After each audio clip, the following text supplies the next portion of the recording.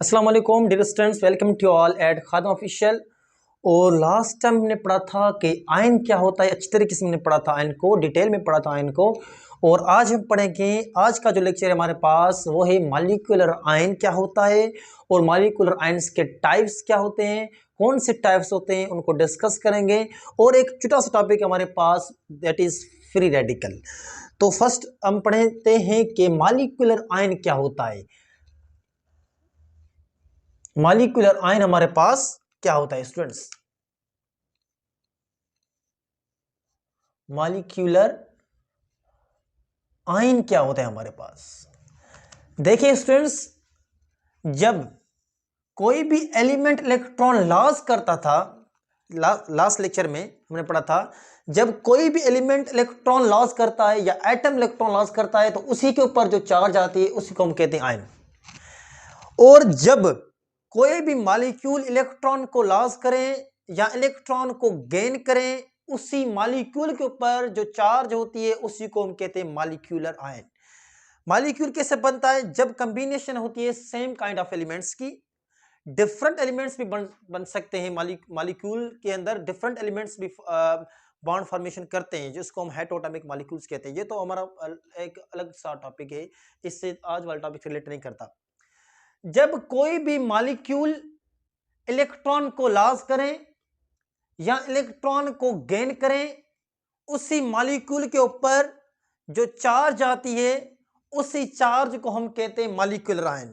तो हम लिखते हैं इसको, व्हेन अ मॉलिक्यूल लॉस और gain electron, it bears a charge called molecular ion।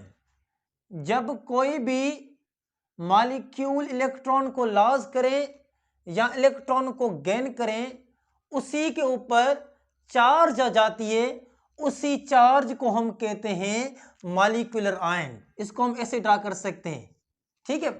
ये हमारे पास मॉलिक्यूलर आयन है, ऐसे समझिए आप।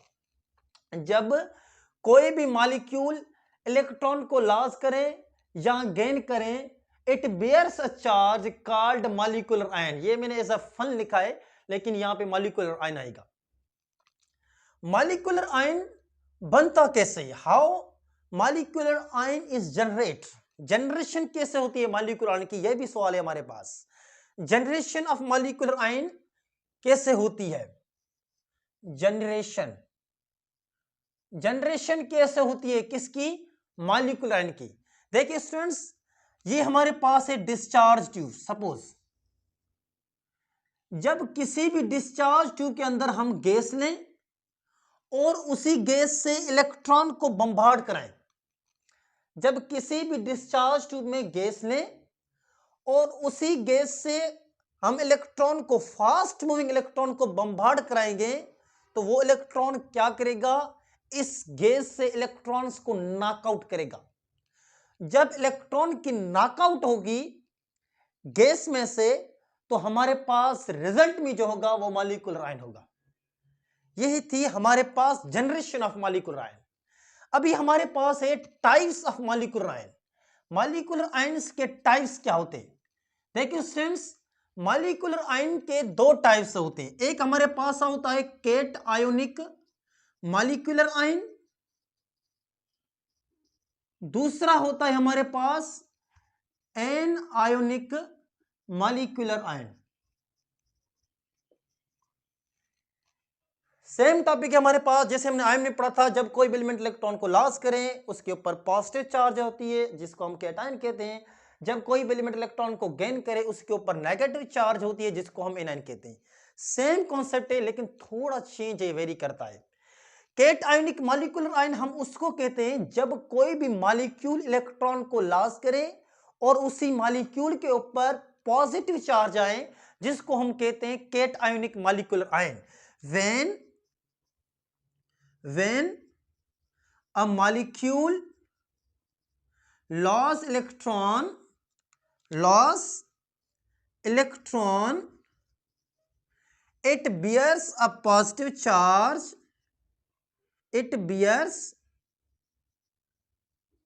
a positive charge called molecular cationic molecular ion, cationic molecular ion। जब कोई भी मॉलिक्यूल इलेक्ट्रॉन को लॉस करें, इलेक्ट्रॉन को लॉस करें तो उसी के ऊपर पॉजिटिव चार्ज आए, उसी को हम कहते हैं cationic molecular ion.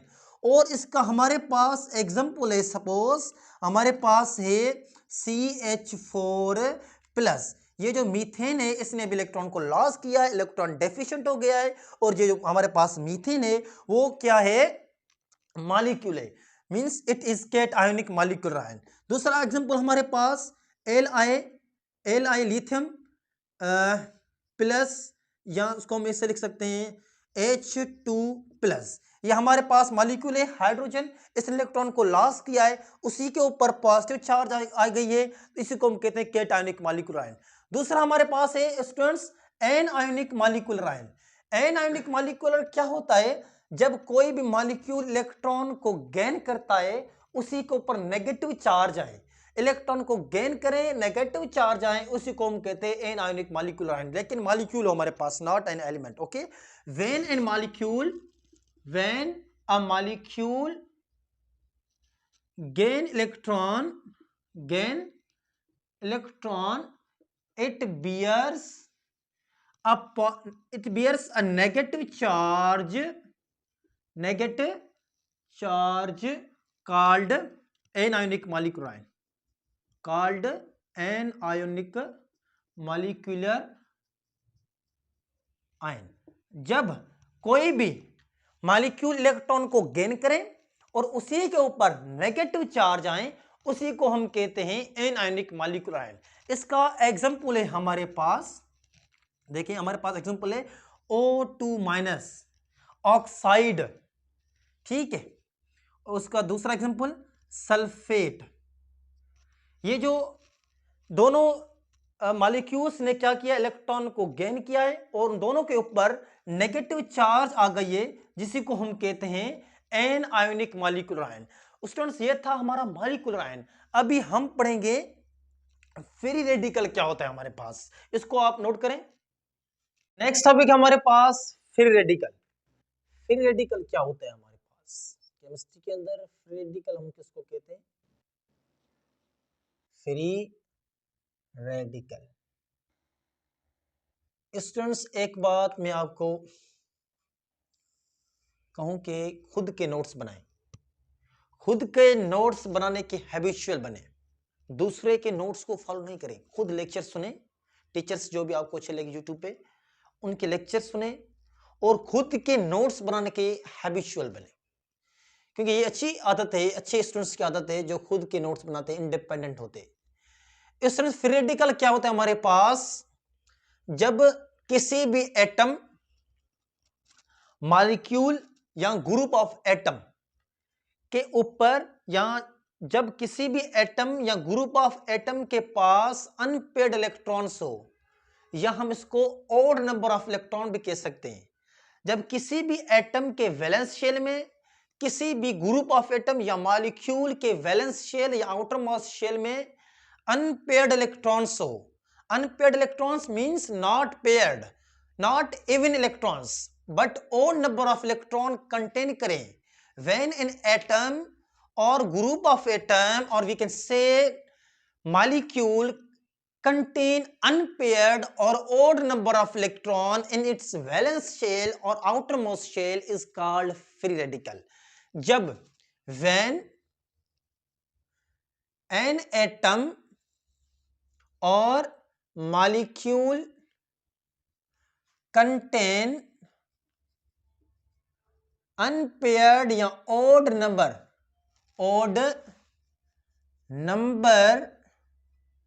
Of electrons, या हम इसको कह सकते हैं कि अनपेयर्ड इलेक्ट्रॉन्स, अनपेयर्ड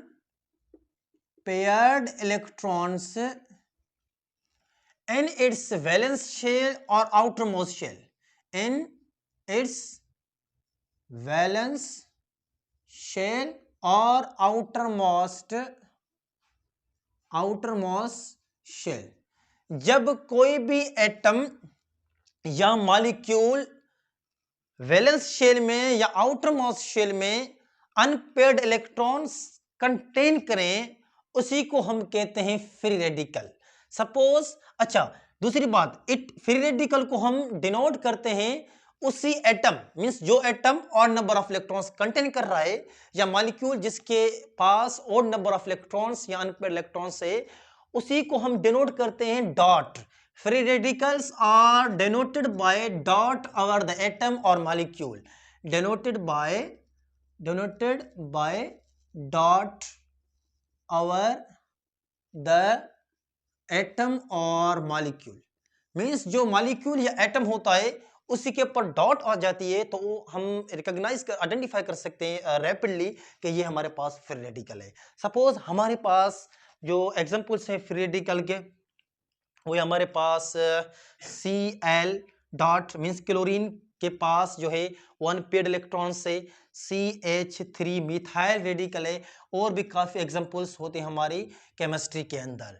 स्टूडेंट सवाल ये है कि फ्री रेडिकल बनता कैसे है, फ्री रेडिकल कैसे बनता है, और फ्री रेडिकल कहां होते हैं।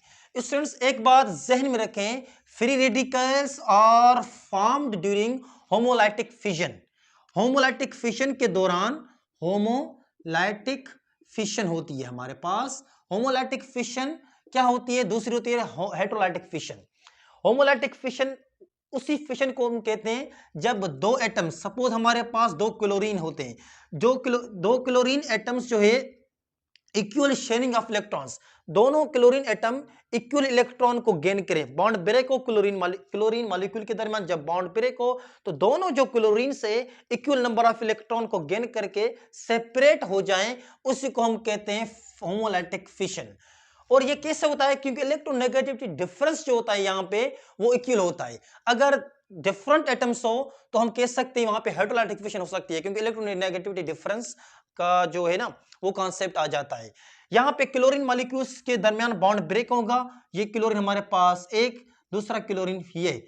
जब कोई भी मॉलिक्यूल फ्री रेडिकल में टूटे, उसी स्टेप को हम कहते हैं इनिटेशन स्टेट। इनिटेशन स्टेप या स्टेट। जब कोई भी मॉलिक्यूल फ्री रेडिकल में टूटे या स्प्लिट हो जाए, व्हेन एन मॉलिक्यूल और atom split into free radical is called initiation step.